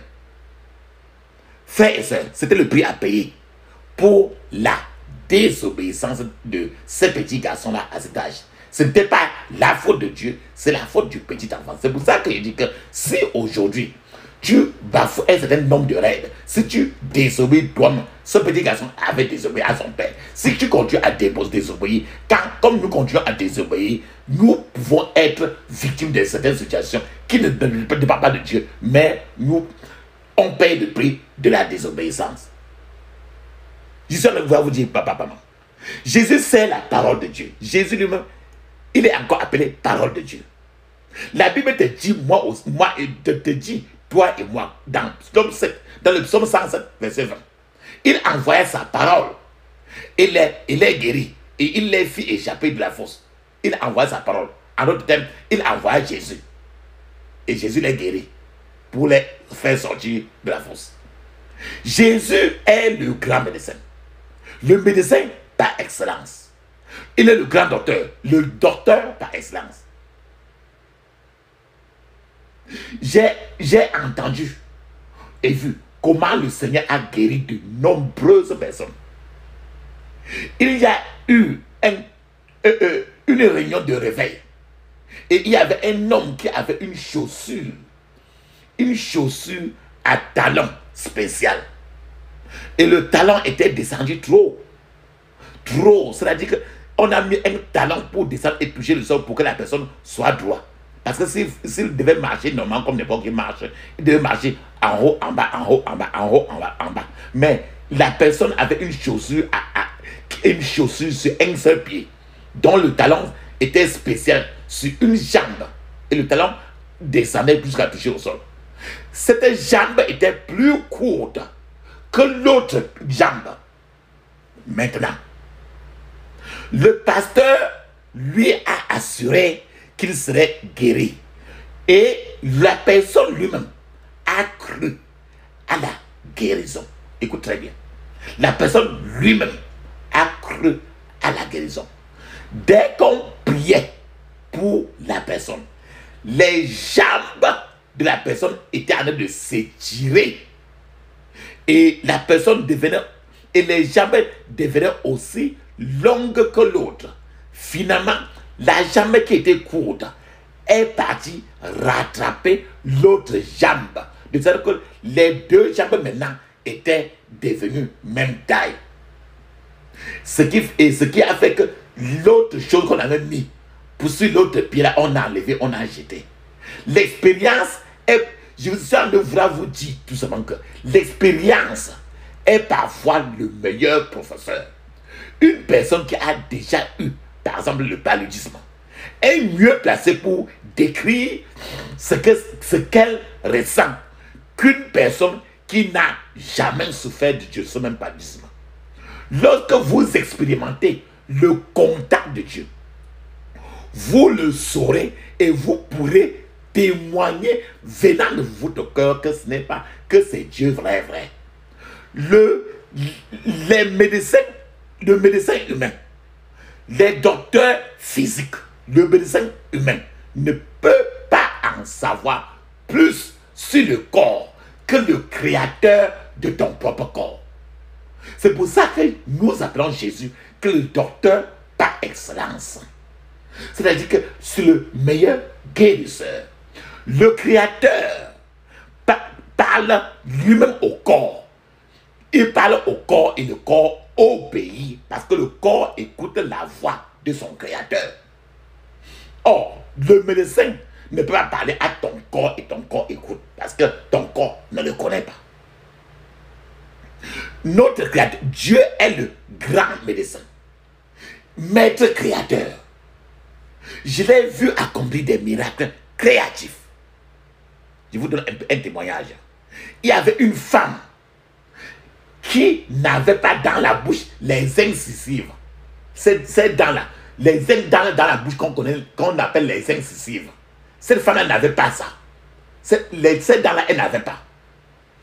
Alors, cette femme-là, cette dame-là, pendant qu'elle louait Dieu, pendant un service de réveil spirituel, une nouvelle série de dents a apparu dans la bouche de la femme-là. Et la femme a commencé à crier hautement, très haut de joie. Je suis en train de vouloir dire, papa, maman, parfois il est difficile d'expliquer ce que vous gagnerez lorsque la puissance de réveil de Dieu vous touche. Vous manquez peut-être de mots pour décrire ce qu'il a fait. Le royaume des ténèbres, le monde des ténèbres, le sait aussi. Et il y aura un pandémonium. Rappelle-toi très bien, Jésus allait de lieu en lieu en faisant le bien. Et les scribes et les pharisiens étaient mal à l'aise.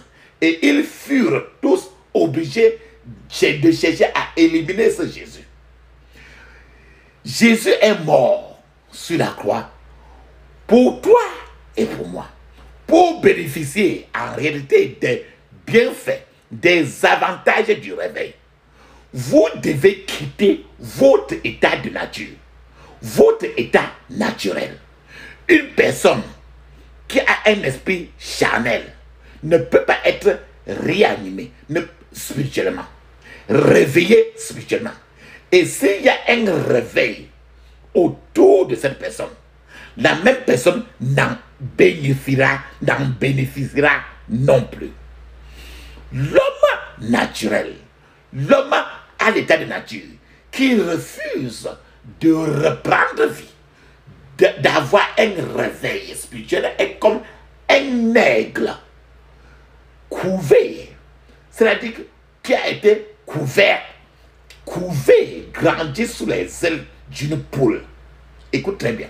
Est comme un nègre qui a grandi sous les ailes, couvé par une poule et élevé par les poussins. Il y a une différence entre un nègre et les poussins. Une telle personne ne peut pas bénéficier des avantages du réveil spirituel.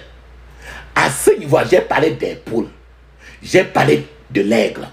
Je vais vous sortir un témoignage à ce niveau-là pour que nous comprenions pourquoi je dis que l'homme naturel, l'homme en état de nature, qui refuse de reprendre vie, d'être réveillé spirituellement, est comme un nègre couvert par une poule et élevé par les poussins. Un nègre doit être élevé par sa maman aigle et non par une poule. Maintenant, un témoignage. Un jour, un fermier, un cultivateur, un fermier, est sorti et a trouvé des œufs. Les œufs sur une montagne. C'était des œufs d'un aigle. Les œufs d'aigle. Alors le fermier en a choisi l'un des œufs et l'a ramené à la maison. Le fermier a mis cet œuf-là au milieu des œufs de poule. Il y avait les œufs de poule là que la poule avait pondu ces œufs-là. Il a mis l'œuf là au milieu des œufs de la poule. La poule alors, qui avait les œufs qui étaient là-bas, la poule a continué à couvrir ces œufs-là. Et les œufs là, tous les œufs ont grandi ensemble et les œufs ont été éclos. C'est-à-dire que quand ça arrive au niveau où le poussin veut sortir de l'œuf là, tous les œufs sont éclos. Alors, ils ont commencé à devenir de beaux poussins. Mais au milieu, il y avait l'œuf où l'aigle était. Mais l'aigle était différent. L'aigle était noir et laid. La laideur. L'aigle était noir au milieu de ces poussins-là et laid. C'est-à-dire qu'il n'était pas là où il devait être. Quoi qu'il en soit, ces poussins et le petit aigle là, le bébé aigle là, ils ont grandi ensemble. Et cela s'est comporté. Ce petit aigle là, ce bébé aigle là, se comportait exactement comme les petits poussins là. Tu sais que les poussins sont toujours en train de regarder par terre. Ils sont toujours en train de regarder par terre pour chercher quoi picorer. Ce qui fait que le petit aigle, de sa nature, il ne regarde pas par terre pour picorer. Il peut regarder en haut. Mais les poussins de leur nature regardent par terre. Donc le petit aigle, il s'est retrouvé dans une nature qui est adaptée. Maintenant, étant ainsi, ils ont grandi ensemble. Un jour, ils étaient dans la cour de la ferme du fermier là. Lorsque la mère aigle était en train de survoler en haut là, la mère aigle là, qui était propriétaire normalement de ce bébé aigle là, la mère aigle était en train de surveiller en haut. Alors la mère aigle a repéré le bébé aigle en bas. D'une manière ou d'une autre, il a repéré parce que il y a quelque chose, une connexion entre sa création et lui. Alors la mère aigle a repéré cela et a poussé un bruit d'aigle. Pour la première fois de sa vie, le petit aigle, le bébé aigle là, a levé les yeux en haut maintenant. Alors, il s'est comporté, il se comportait comme un petit poulet avant, qui se perche sur des objets au sol et ne levait jamais les yeux avant. Maintenant, pour la première fois, il a levé les yeux en haut. La mère aigle qui survolait s'est approchée et encore, quand il a approché, il a battu ses ailes fortement. Fortement. comme les aigles font souvent. Et le petit aigle en bas, maintenant, pour la première fois aussi, a frappé aussi ses ailes fortement. Et en frappant maintenant fortement, il a senti une différence avec les petits poussins. Alors il a frappé maintenant et s'est envolé. Il s'est envolé maintenant pour partir retrouver sa mère aigle. Maintenant, frères et sœurs, il s'est comme ça, tu vois, le sang de sa maman a été connecté au sang de son enfant. Alors que l'enfant était dans un milieu où il ne se retrouvait pas. Peu la manière qu'il se conditionnait même à l'heure de le petit aigle ne pouvait jamais devenir un poussin de la poule. Papa, maman, je suis en train de voir Dieu dire que de nombreux enfants de Dieu, de nombreux chrétiens sont comme l'aigle qui se retrouve là où il n'est pas à sa place, là où il ne devrait pas être. De nombreux chrétiens sont volés par le diable et éclos dans ce que Dieu n'a pas prévu que ces chrétiens-là, que ces enfants de Dieu-là deviennent. C'est ce qui fait que la vie d'un chrétien est souvent caractérisée par toutes sortes de maladies, toutes sortes d'infirmités. Certains enfants de Dieu, certains chrétiens naissent dans de fausses religions, des occultismes. Et ils grandissent là-bas. Et ils meurent sans connaître leur Seigneur Jésus.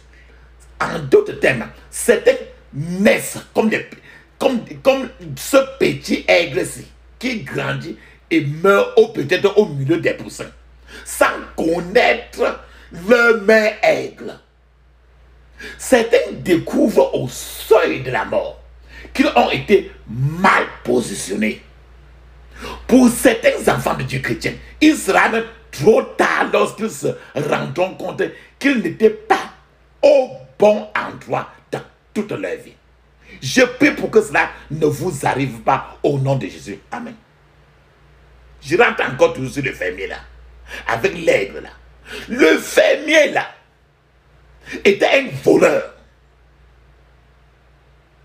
Le diable aussi est un voleur. Jean chapitre 10, verset 10.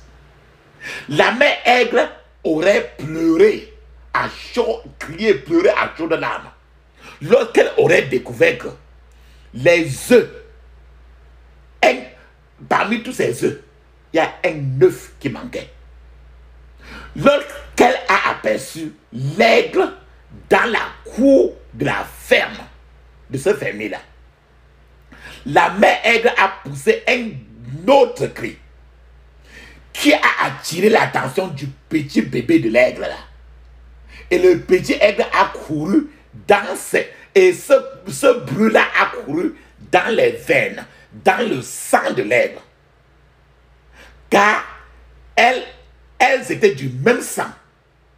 Mais au milieu de ceux-là avec qui ils n'ont pas la même doctrine. C'est ce que les chrétiens, plusieurs chrétiens, sont. Ils peuvent naître, grandir et mourir toujours dans un milieu qui ne leur est pas propre. D'autres fois, ils disent que non.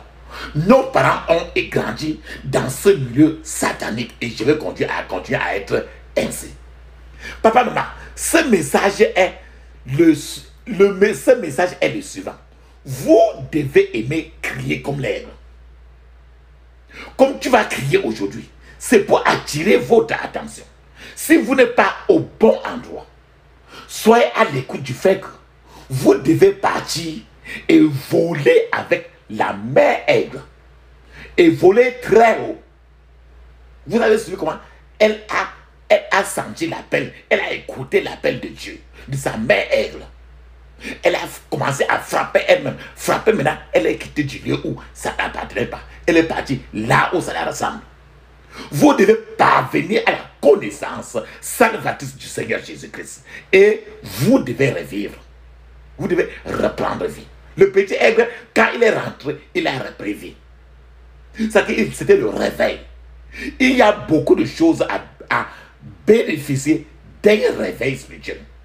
Vous devez quitter d'abord le niveau que le diable vous a placé et atteindre le niveau que le Seigneur veut que vous soyez. Bien-aimés, si vous n'avez jamais, à un moment donné de votre vie, abandonné votre vie au Seigneur Jésus-Christ, j'aimerais que vous le fassiez maintenant. Pas demain. Il est là avec vous. Là où vous êtes, invoquez le Seigneur Jésus. Confessez vos péchés un à part un. Ne globalisez pas. Demandez au Seigneur Jésus de vous pardonner et de vous purifier de toute injustice. Réclamez le pouvoir de rédemption dans le sang de Jésus qui a été versé pour vos péchés. Invitez Jésus de Nazareth dans votre vie. Intronisez Jésus de Nazareth sur les affaires de votre vie. Demandez Jésus de Nazareth de devenir votre Seigneur, votre Sauveur personnel. Dites au revoir au monde. Dites au revoir à Satan, au diable. Décidez que vous ne reviendrez plus jamais vers eux.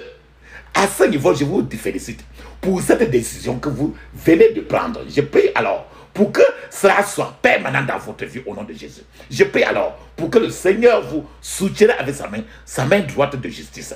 Il ne vous laissera pas tomber et écrira votre nom dans le livre de vie. Je prie pour que cette nouvelle vie que vous vivez soit à la gloire de Dieu dans le puissant nom de Jésus. Papa, maman, maintenant, les prières que je vais prier avec vous. Papa, maman, bien-aimé, soyez vraiment agressifs et de tout votre cœur. Amen. Ne crains rien, je t'aime, je suis avec toi. Promesse suprême et qui soutient ma foi. La sombre vallée n'a plus de terreur.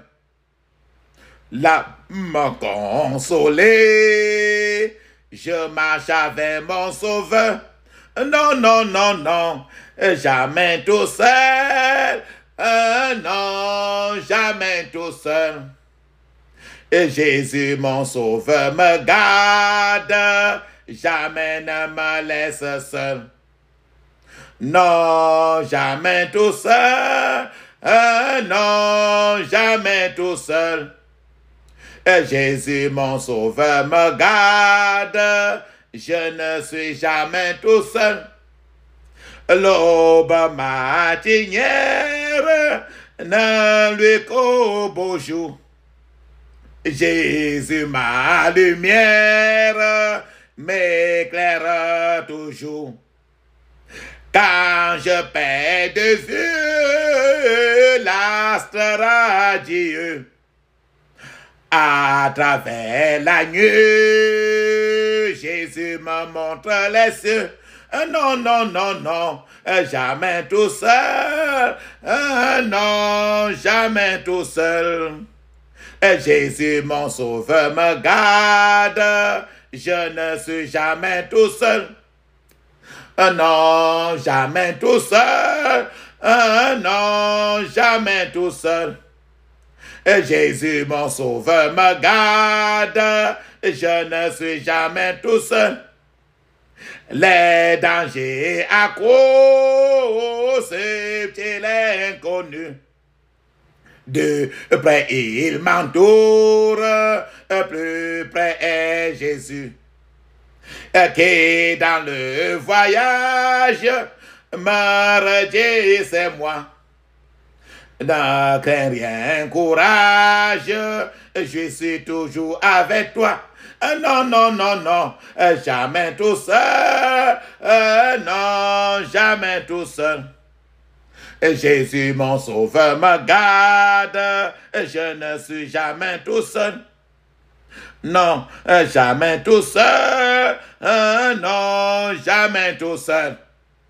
Jésus, mon sauveur, me garde. Je ne suis jamais tout seul. Alléluia. Papa, maman, tu n'es pas seul. Bien-aimé, tu n'es pas seul.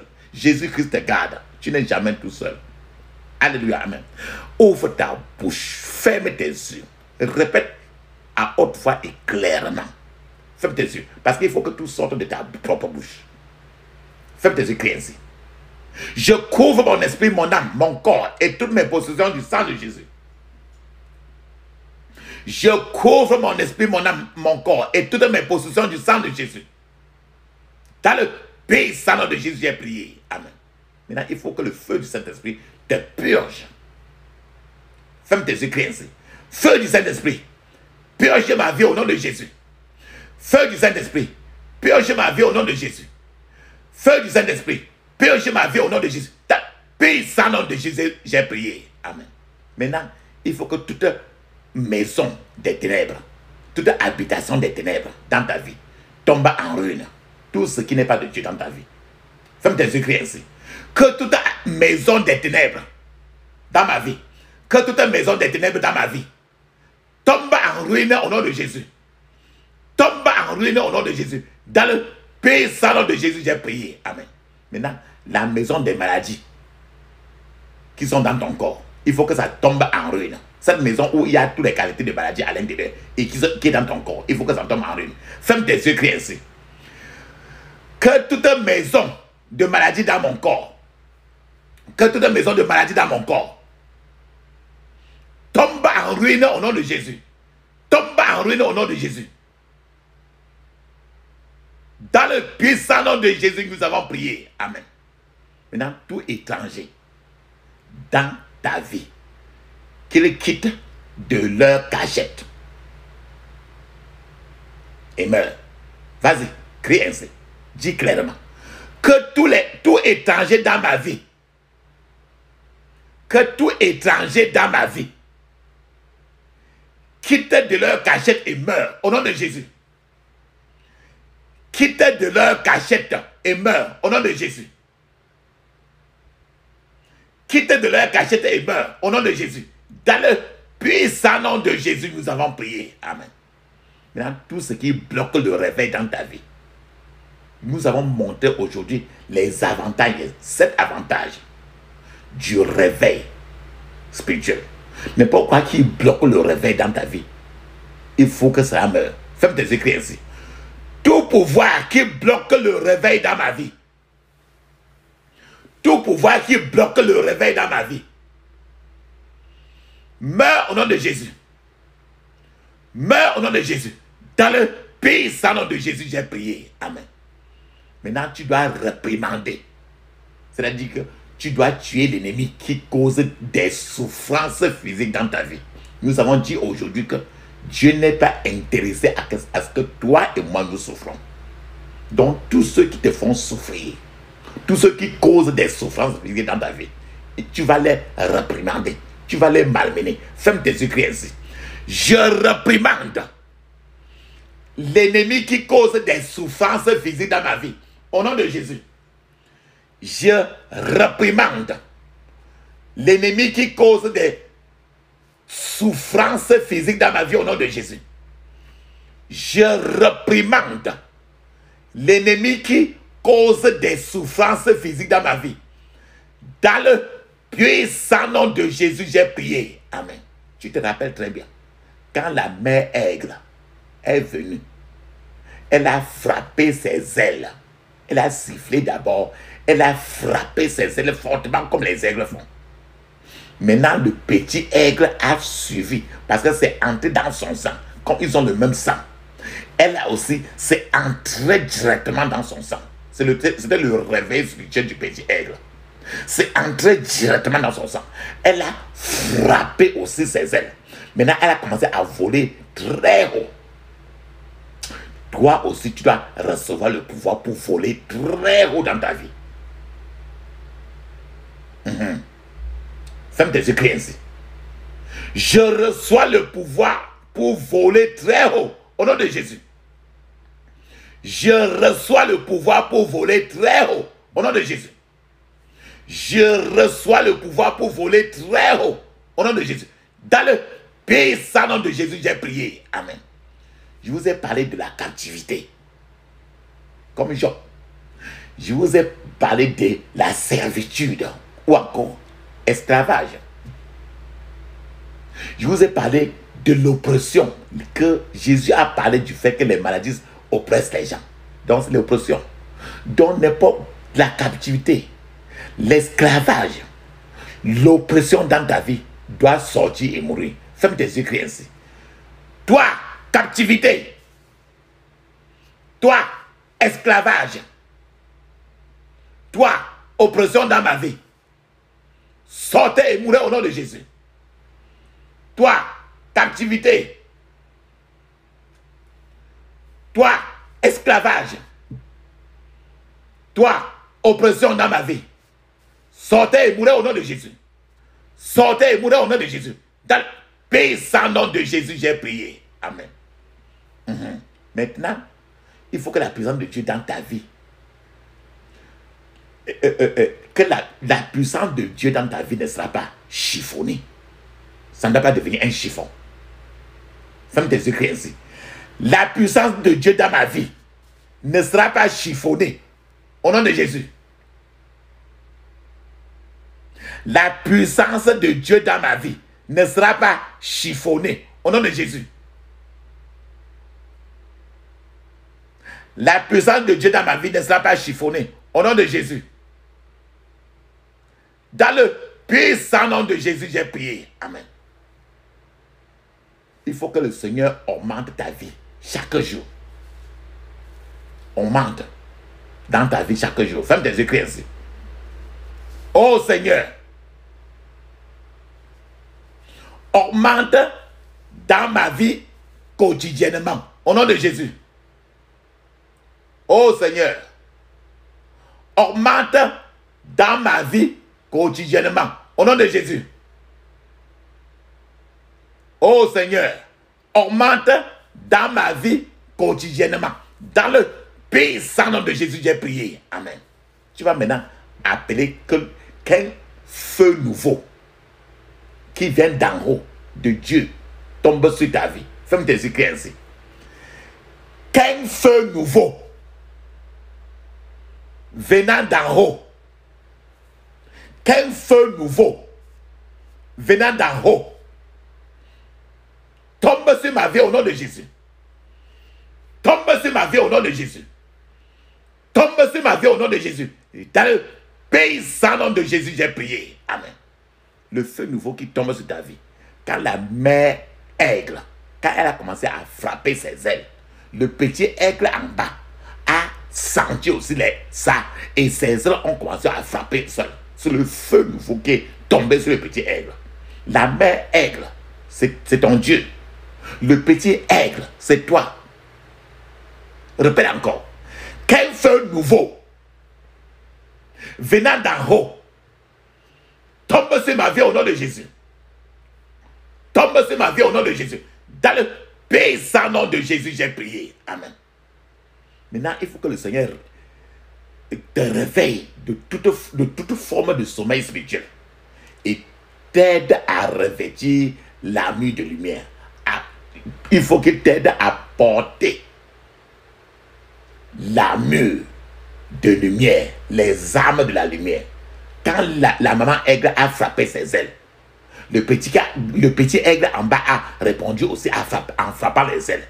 Alors, maintenant, le petit aigle qui était endormi au milieu des gens qui ne connaissaient pas. Alors, il a été réveillé d'un sommeil spirituel. Alors, l'armure du ciel, l'armure de la mère aigle est descendue sur lui. Alors, il a commencé à voler avec force. L'arme lui a été donnée pour monter, pour voler en haut maintenant. Ferme tes yeux, crie ainsi. Seigneur, réveille-moi de toute forme de sommeil spirituel et aide-moi à revêtir l'armure de lumière au nom de Jésus. Seigneur, réveille-moi de toute forme de sommeil spirituel et aide-moi à revêtir l'armure de lumière au nom de Jésus. Dans le puissant nom de Jésus, nous avons prié. Amen. Papa, maman, mets maintenant une pause. Tu vas parler en langue 7 minutes. Le parler en langue est écrit dans Marc 16, verset 17. C'est encore écrit aussi dans Actes des Apôtres. Je l'ai déjà dit aujourd'hui. Actes des Apôtres, chapitre 2, de 1 à 5. J'ai lu presque même plus que ça aujourd'hui. Vous avez suivi aussi. C'est encore écrit dans plusieurs places du Nouveau Testament. Parlez en langue pendant 7 minutes. Soyez concentrés avec les yeux fermés. Pendant que vous parlez en langue, je vous attends. Vous allez revenir. On continue notre prière. Vas-y.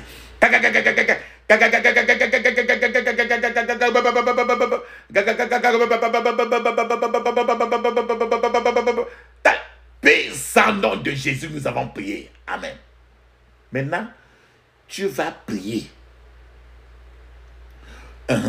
Que le Seigneur te donne le pouvoir de rester à l'écart de tout ce qui pourrait prendre la place de Dieu dans ton cœur.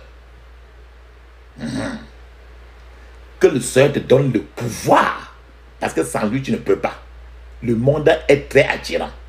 Que le Seigneur te mette à l'écart, qu'il te donne le pouvoir de rester à l'écart de tout ce qui pourrait prendre la place de Dieu dans votre cœur. Ferme tes yeux, crie ainsi. Père, répétez clairement.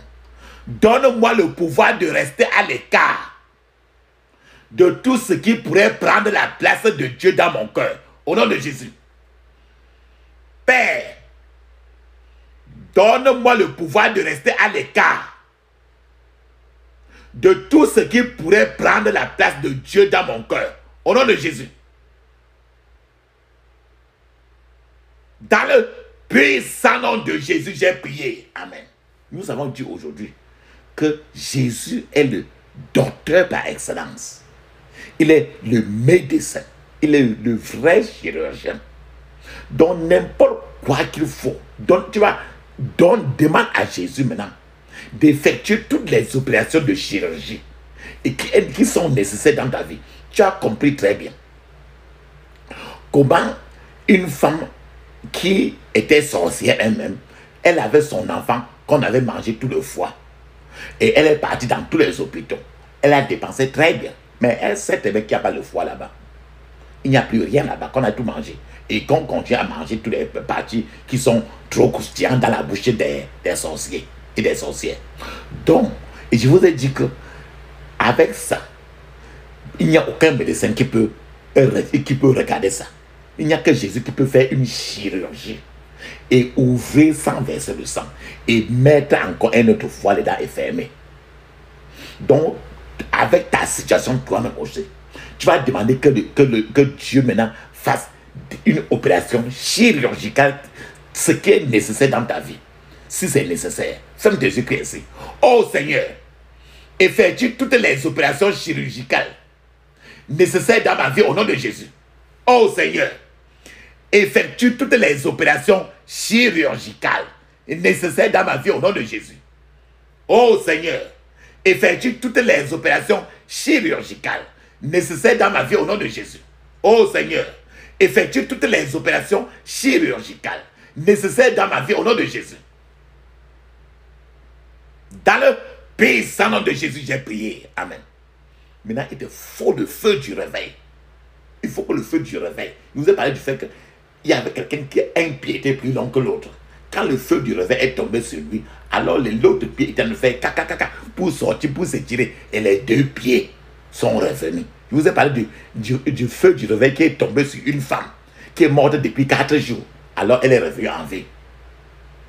Le feu du réveil, maintenant il faut que le feu du réveil de Dieu tombe sur toi. Ce même feu du réveil qui est tombé sur le petit aigle. Alors il s'est réveillé là où il est endormi. Mets ta main droite, la paume de ta main droite, mets la paume de ta main droite, mets ça au-dessus de ta tête. Ferme tes yeux, crie ainsi. Répète clairement. Laisse la paume de ta main droite au-dessus de ta tête. Ferme tes yeux, crie ainsi. Ma vie, reçois le feu du réveil maintenant, au nom de Jésus. Ma vie, reçois le feu du réveil maintenant, au nom de Jésus. Ma vie, reçois le feu du réveil maintenant. Dans le puissant nom de Jésus, j'ai prié. Amen. Tu peux enlever la main maintenant. Maintenant, n'importe quoi, tout ce qui dans ta vie peut faire trébucher les autres personnes, les autres frères. Il ne faut pas, il faut t'opposer à tout ce qui dans ta propre vie. Tu connais un peu certaines choses que tu fais. Ce n'est pas quelqu'un qui va te dire ce que tu aimes écouter. Tu vas t'opposer aujourd'hui à tout ce qui dans ta vie pourrait faire trébucher les autres. Ferme tes yeux, crie ainsi. Je m'oppose à tout ce qui dans ma vie pourrait faire trébucher les autres. Au nom de Jésus. Je m'oppose à tout ce qui dans ma vie pourrait faire trébucher les autres. Au nom de Jésus. Je m'oppose à tout ce qui dans ma vie pourrait faire trébucher les autres. Dans le puissant nom de Jésus, j'ai prié. Amen. Papa, maman, il est temps de fermer les yeux, ouvrir la bouche. Ne dis aucun mot. Ne dis même pas merci. Ne dis même pas amen. Parce que nous devons appeler le Dieu d'Élie.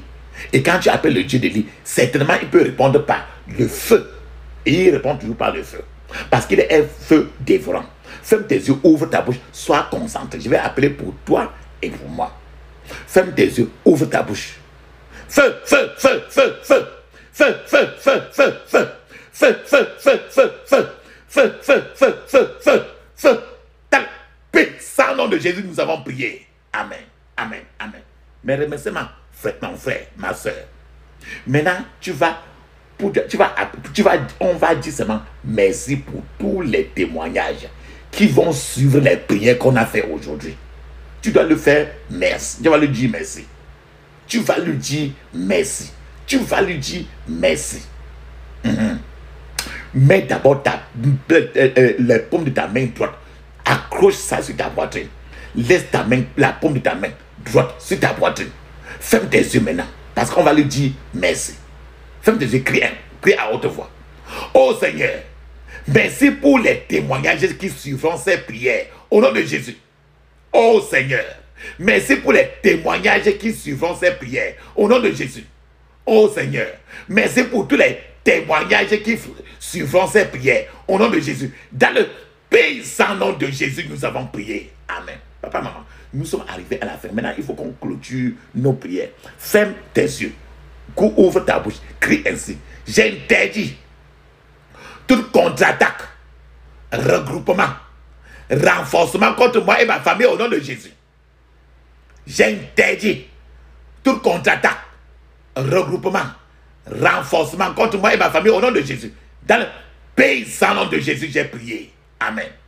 Tu vas maintenant sceller tes prières dans le sang de Jésus. Ferme tes yeux, crie ainsi. Je scelle toutes mes prières dans le sang de Jésus. Je scelle toutes mes prières dans le sang de Jésus. Dans le puissant nom de Jésus, nous avons prié. Amen. Dis amen cette fois. Amen, amen, amen, amen, amen, amen, amen. Ça, c'est très bien ça. Maintenant, je vous ai dit de parler, on va parler en langue. 7 minutes.